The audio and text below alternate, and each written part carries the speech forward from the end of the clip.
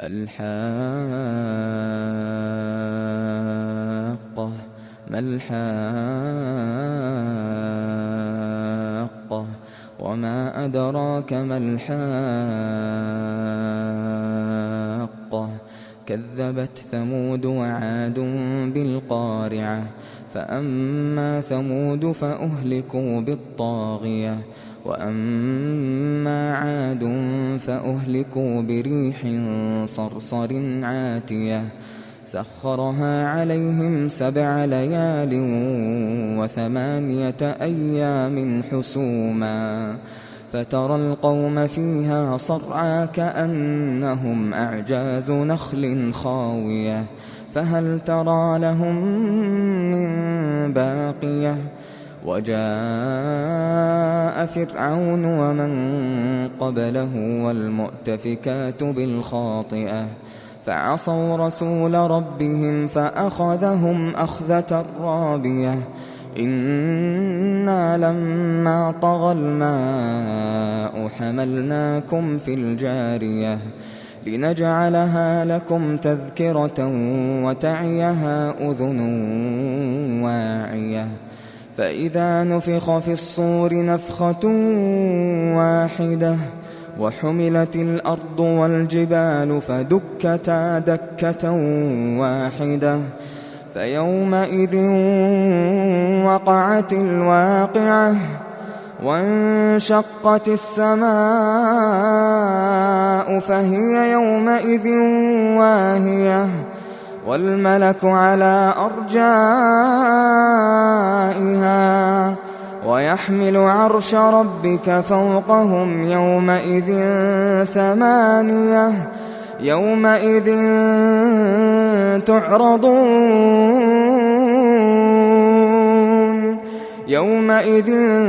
تعرضون لا تخفى منكم خافية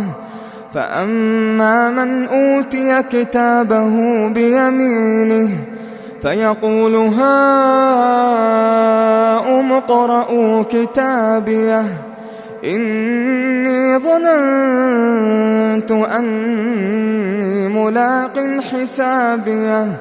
فهو في عيشة راضية في جنة عالية قطوفها دانية كلوا واشربوا هنيئا بما أسلفتم في الأيام الخالية وأما من أوتي كتابه بشماله فيقول يا ليتني لم أوت كتابيه ولم أدر ما حسابيه يا ليتها كانت القاضية ما أغنى عني ماليه هلك عني سلطانيه خذوه فغلوه ثم الجحيم صلوه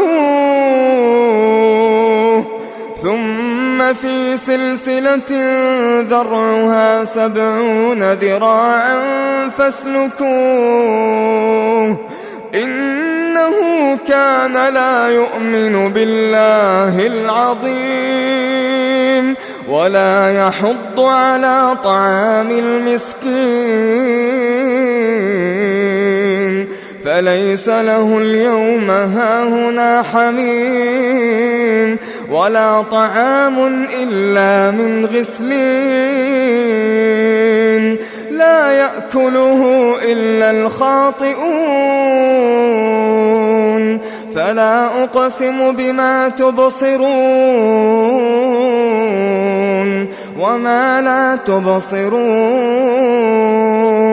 إنه لقول رسول كريم وما هو بقول شاعر قليلا ما تؤمنون ولا بقول كاهن قليلا ما تذكرون تنزيل من رب العالمين ولو تقول علينا بعض الأقاويل لأخذنا منه باليمين ثم لقطعنا منه الوتين فما منكم من أحد عنه حاجزين وإنه لتذكرة للمتقين وإنا لنعلم أن منكم مكذبين وإنه لحسرة على الكافرين وإنه لحق اليقين فسبح باسم ربك العظيم.